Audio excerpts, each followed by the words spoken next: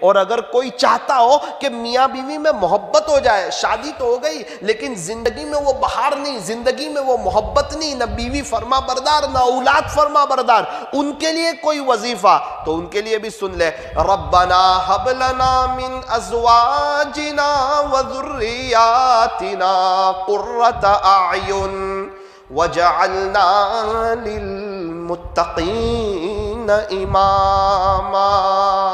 فرمایا پانچوں نماز کے بعد اس کو 3 مرتبہ پڑھ لے اور 2 منٹ کی دعا کر لے، انشاءاللہ اس کی بیوی بھی فرما بردار ہو جائے گی اور اس کے بچے بھی فرما بردار ہو جائیں گے۔ یہ بڑا زبردست وظیفہ ہے، ہر کوئی چاہتا ہے کہ میری بیوی کے دل میں میری محبت بڑھ جائے اور میرے بچے میرے فرما بردار ہو جائیں، تو یہ عمل کر لے۔ اللہ تبارک و تعالی ہماری آج کی اس مجلس کو اپنی بارگاہ میں قبول فرمائے۔ اور اگر کوئی چاہتا ہو کہ میاں بیوی میں محبت ہو جائے، شادی تو ہو گئی لیکن زندگی میں وہ بہار نہیں، زندگی میں وہ محبت نہیں، نہ بیوی فرما بردار نہ اولاد فرما بردار، ان کے لیے کوئی وظیفہ تو ان کے لیے بھی سن لے، ربنا ہب لنا من ازواجنا وذریاتنا قرۃ اعین وجعلنا للمتقین